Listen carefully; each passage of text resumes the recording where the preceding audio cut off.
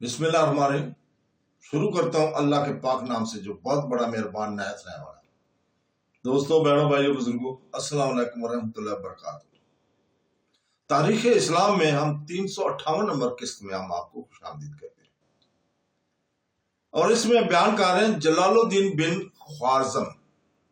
تو دوستوں، جلال الدین بن خوارزم شاہ اپنے باپ کی وفات کے بعد بحیرہ کاسپین کے جزیرہ سے روانہ ہو کر شہر تبریز میں آیا تھا۔ یہاں بعض بہادر دوستوں کو اپنے ساتھ ملایا۔ مغلوں نے اس کو گرفتار کرنا چاہا، لیکن مغلوں کی صفوں کو چیر کا ماہ ہمراہیوں کے نکل گیا تھا۔ وہاں سے روانہ ہو کر غزنین پہنچا۔ یہاں اس کو اپنے ہمدردوں اور دوستوں کی ایک جماعت مل گئی تھی۔ اس نواح میں جو مغلیہ فوج تھی، اس نے حملہ کیا۔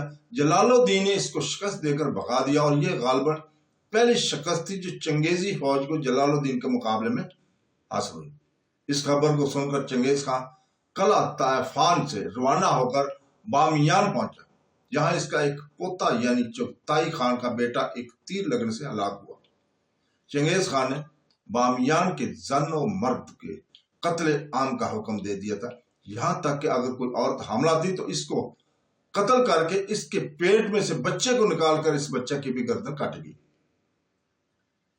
سلطان جلال الدین نے مغلوں کی فوج کو شکست فاش دے کر بہت جلد اپنی حالت کو درست اور مضبوط کر لیا، اور چنگیز خان کے مقابلے کے لیے مستعد ہو گیا۔ اگر خوارزم شاہ کی جگہ جلال الدین ہوتا تو یقیناً مغلوں کو چیرہ دستی کا یہ موقع ہرگز نہ مل سکتا، مگر خوارزم شاہ کی پس ہمتی اور بے وقوفی نے اپنے عظیم الشان لشکر سے کوئی کام بھی نہ لینے آیا، اور آباد شہروں کو مغلوں کے خون اور شام تلوار سے قتل ہونے کے لیے بے گناہ چھوڑ دیا۔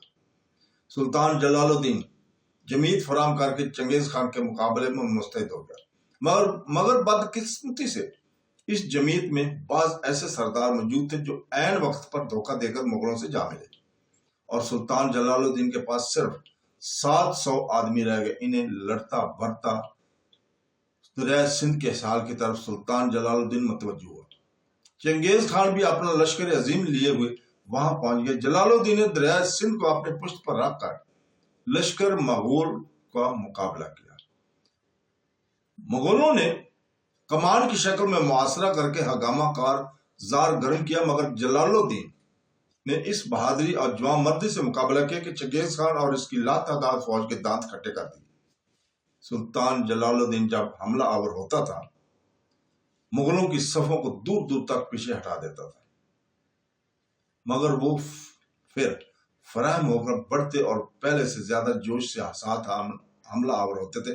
اپنی جمیت کی قلت اور دشمنوں کی کثرت کے سبب اس معرکہ رائے میں سلطان جلال الدین کو کوئی کامیابی حاصل نہ ہوئی، مگر سلطان جلال الدین کی شجاعت اور بہادری کا سکہ چنگیز خان کے دل پر بیٹھ گیا، یہاں تک کہ ان 700 بہادروں میں سے بھی جب صرف 100 کے قریب رہ گئے تو سلطان جلال الدین نے اپنی زرہ اتار کر پھینک دیا اور اپنا تاج ہاتھ میں لے کر گھوڑا دریائے سندھ میں ڈال دیا۔ اس کے بقیہ ہمراہیوں نے بھی اپنے سلطان کی تقلید کی۔ چنگیز خان نے چاہا کہ مغلوں کا لشکر بھی اس کا تعاقب کرے اور اس بہادر شخص کو گرفتار کر کے لائے، لیکن اس بحرہ زخار میں گھوڑا ڈالنا کوئی آسان کام نہ تھا۔ چنانچہ چنگیز خان اور مغل دریائے سندھ کے کنارے پر رک گئے، اور دریائے سندھ کے اندران مٹھی بھر بہادروں پر تیروں کا می برساتے رہے، یہاں تک کہ صرف 7 آدمی ماں سلطان جلال الدین کے کنارے پر پہنچ گئے، باقی سب دریا کے اندر مغلوں کے تیروں سے شہید ہو گئے۔ سلطان جلال الدین نے اس کنارے پر پہنچ کر اپنے کپڑے اتار کر جھاڑیوں پر سکھانے کے لیے ڈال دیے، نیزہ زمین پر گاڑ کر اس کی نوک پر اپنا تاج رکھ دیا اور اس کے نیچے دم لینے لگا، اور گھوڑے کی زین کو اتار کر خشک ہونے کے لیے سامنے رکھ دیا۔ چنگیز خان دوسرے کنارے پر کھڑا ہوئے سب کچھ دیکھ رہا تھا، اور حیران تھا اپنے تمام بیٹوں اور سرداروں کو جو اس کے لشکر میں موجود تھے سامنے بلا کر کہنے لگا کہ میں نے آج تک ایسا بہادر اور باہمت شخص نہیں دیکھا۔ اس کے ہمراہی بھی اس کے مانند بے نظیر بہادر ہے۔ اتنے بڑے عظیم الشان دریا کو اس طرح عبور کرنا بھی انہیں کام تھا۔ اگر یہ شخص زندہ رہا تو مجھ کو اندیشہ ہے کہ دنیا سے مغلوں کا نام و نشان گم کر دے گا۔ جس طرح ممکن ہوا اس کے قتل کرنے کی تدبیر سوچی جائے، مگر وجہ اس کے کہ اور کچھ نہیں ہو سکتا کہ چنگیز خان متاسف اور مغموم دریائے سندھ کے کنارے سے واپس چلا گیا۔ یہ واقعہ 620 ہجری کو وقوع پذیر ہوا تھا۔ اس کے بعد سلطان جلال الدین نے سندھ میں کچھ فتوحات کی اور اس کے بہی خواہ یہاں آ کر اس کے ساتھ شامل ہوتے رہے۔ چند روز کے بعد سلطان جلال الدین دریا عبور کر کے کارامان کی جانب پہنچا، وہاں سے شیراز گیا۔ اسی عرصہ میں فدائیوں کو متواتر ہزیمتیں دے کر ان کی تقریباً تمام قلعوں کو سوائے قلعہ الموت کے مہدم کر دیا۔ فدائی یا باطنی گروہ مغلوں کے اس حملہ آوری کے وقت بہت مطمئن اور مسرور تھے، اور مسلمانوں کے قتل عام کی خبریں سن کر یہ لوگ بہت خوش ہو رہے تھے، کیونکہ یہ لوگ بھی مسلمانوں کے اسی طرح دشمن تھے جیسے کہ مغل، لہٰذا ان کو مغلوں سے کوئی اندیشہ نہ تھا۔ انہوں نے مسلمانوں کی تباہ حالت دے کر اپنے مقبوضات کو بہت وسیع کر لیا۔ کرانتا کے بیچ کنی سلطان جلال الدین کے قابل تذکرہ اور اہم کارناموں میں شمار ہوتا ہے۔ اب وہ زمانہ تھا کہ مغلوں کا سیلاب شمال کی جانب متوجہ ہوا۔ سلطان جلال الدین نے موقع مناسب سمجھ کر بغداد کا رخ کیا کہ وہاں جا کر خلیفہ ناصر الدین عباسی کی خدمت میں حاضر ہو کر امداد طلب کروں، تاکہ مغلوں کا ممالک اسلامیہ میں سے اخراج اور استحصال بآسانی کیا جا سکے۔ خلیفہ کو چونکہ جلال الدین کے باپ سے نفرت تھی، لہذا اس نے جلال الدین کو بھی نفرت کی نگاہ سے دیکھ کر فوراً عمرہ کو معمور کیا اور جلال الدین کو آگے نہ بڑھنے دیا اور ہماری مملکت سے باہر نکال دو۔ یہ رنگ دیکھ کر سلطان جلال الدین مقابلہ پر مستعد ہو گیا اور عمرہ بغداد کو شکست دے کر بھگا دیا۔ پھر خود وہاں سے بجائے بغداد کے تبریز کی طرف متوجہ ہوا۔ تبریز پر قابض ہو کر گرجستان کی طرف کیا۔ وہاں کے عمرہ نے بڑی عزت کے ساتھ اس کا استقبال کیا اور اس کی تشریف آوری کو بھی غنیمت سمجھ کر سب نے اظہار کیا۔ اب سلطان جلال الدین کی حالت پھر درست ہوگی۔ ادھر مغلوں کا عظیم و شان لشکر اس کے مقابلے پر آیا۔ اصفہان کے قریب مار کا کارزار گرم ہوا۔ سلطان جلال الدین نے مغلوں کو شکست دے کر بھگا دیا اور فتح عظیم حاصل کر کے تمام ملک گرجستان اور اس کے نواحی علاقوں پر قابض اور مستصرف ہو گیا۔ اس کے بعد مغلوں نے بہت تیاری اور عظیم الشان لشکر کے ساتھ سلطان جلال الدین پر حملہ کیا۔ اس حملے کی تیاریوں کا حال سن کر سلطان جلال الدین نے بغداد اور دوسرے اسلامی درباروں کی طرف ایلچی روانہ کیا کہ اس وقت میری مدد کرو اور اس متفقہ دشمن کا سر کچل دینے دو۔ مگر چونکہ جلال الدین کی بہادری اور شجاعت کی شہرت دور دور تک ہو چکی تھی، اس لیے کسی نے بھی اس بات کو پسند نہ کیا کہ جلال الدین مغلوں پر فتح یاب ہو کر ہمارے لیے موجب خطرہ بڑھے۔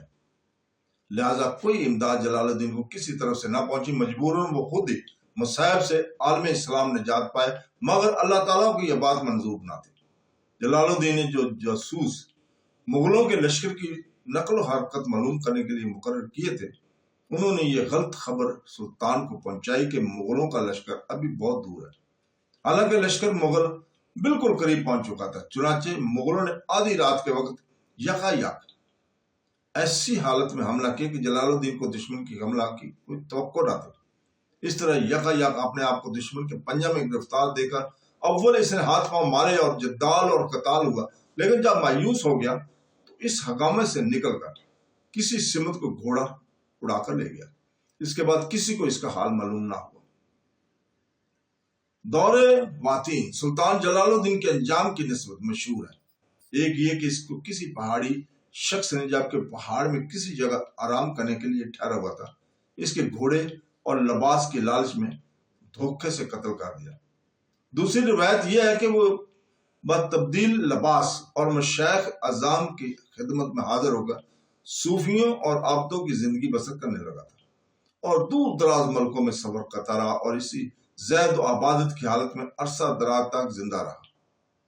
چنگیز خان سلطان جلال الدین خوارزمی کے ہنگامہ سے فارغ ہو کر اپنے بیٹے چغتائی خان کو مکران میں چھوڑ کر خود ترکستان ہوتا ہوا ذی الحج سن 621 ہجری میں 7 برس کی بعد مغلستان اپنے وطن میں واپس پہنچا۔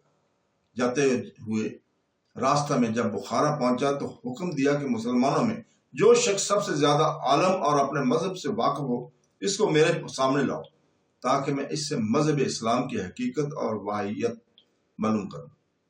اس 7 سال کی خونروزی اور ممالک اسلامی کے کشت و گرادری سے چنگیز خان کو محسوس ہو گیا تھا کہ اگرچہ مسلمان اس وقت کمزور ہو گئے مگر اسلام فی نفسہ کوئی معمولی مذہب نہیں بلکہ وہ ایک عظیم الشان نظام اور اعلیٰ ترین اخلاقی تعلیمات کا مجموعہ ہے۔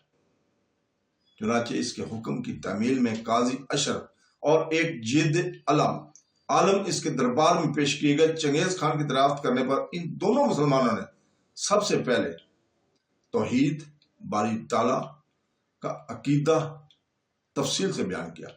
چنگیز خان نے کہا کہ میں اس عقیدہ کو تسلیم کرتا ہوں۔ اس کے بعد انہوں نے رسالت کا عقیدہ بیان کیا۔ چنگیز خان نے کہا میں اس بات کو بھی قابل قبول مانتا ہوں کہ اللہ تعالیٰ بندوں کی ہدایت کے لیے دنیا میں اپنے الچی اور پیغمبر بھیجا کرتا ہے۔ اس کے بعد انہوں نے نماز اور روزہ کی لازمی ہونے کا حال بیان کیا۔ چنگیز خان نے کہا کہ اوقات معینہ میں اللہ تعالیٰ کی عبادت باجا لانا اور 11 مہینے کے بعد 1 مہینے کے روزے رکھنا بھی مقبول بات ہے۔ اس کے بعد انہوں نے حج بیت اللہ کے فرض ہونے کا حال بیان کیا۔ چنگیز خان نے کہا کہ اس کی ضرورت کو میں تسلیم نہیں کرتا۔ چنانچہ قاضی اشرف نے تو چنگیز خان کی نسبت خیال ظاہر کیا کہ وہ مسلمان ہو چکا ہے، لیکن دوسرے عالم نے کہا کہ چونکہ اس نے حج بیت اللہ کا انکار کیا اس لیے وہ مسلمان نہیں ہوا۔ اس کے بعد چنگیز خان سمرقند پہنچا اور وہاں کے مسلمانوں پر بہت مہربانیاں معتبر کری۔ غور کرنے کا مقام ہے کہ 7 برس کے بعد جو فاتح بہت سے اسلامی ملکوں کو فتح کر کے اور لاکھوں کروڑوں مسلمانوں کے خون کی ندیاں بہا کر اپنے وطن کو واپس ہو رہا ہے، وہ اپنے عقیدہ کو اسلام کے متحد بنا چکا ہے اور مذہبہ مفتوح و مغلوب ہو کر آیا ہے۔ چنگیز خان کے بیٹے تولی خان کے بیٹے کوئلہ خان اور ہلاکو خان اس وقت 10 سال اور 9 سال کی عمر رکھتے تھے۔ چنگیز خان کی یہ دونوں پوتے دادا کے واپس تشریف لانے کی خبر سن کر استقبال کو اور راستے میں انہوں نے ایک خرگوش اور ایک آہو کا شکار کیا۔